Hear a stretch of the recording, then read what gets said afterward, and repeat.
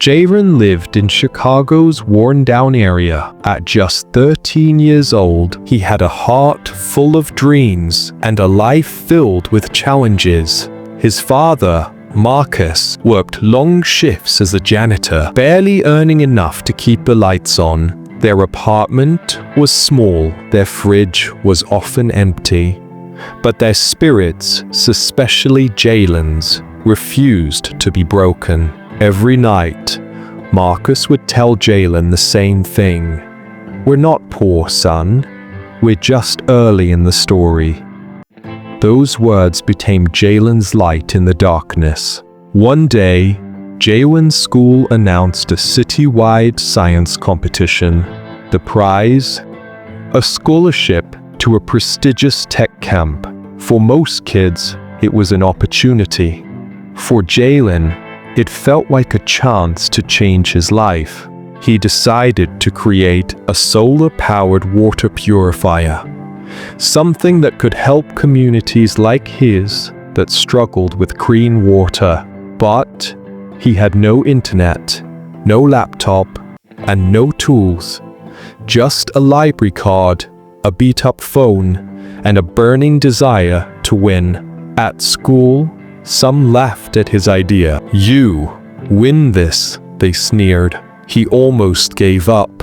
That night, his father handed him a small stone with the word hope carved into it. "Carry this in your pocket," Marcus said. "When it gets hard, hold it tight." Jalen kept going. He studied at a library every day, read about filtration systems, and drew his designs. A retired engineer named Mr. Howard noticed his work and offered to help.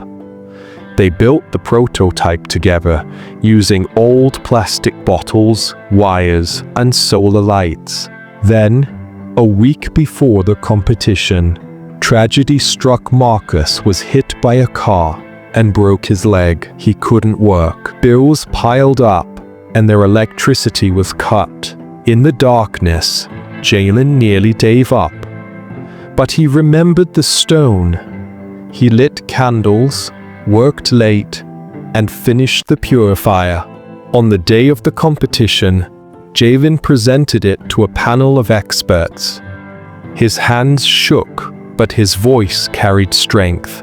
He spoke of real problems, real people, and real hope. When he finished, the judges were silent and stood up and applauded. Jalen won. He got the scholarship and a grant to improve his purifier.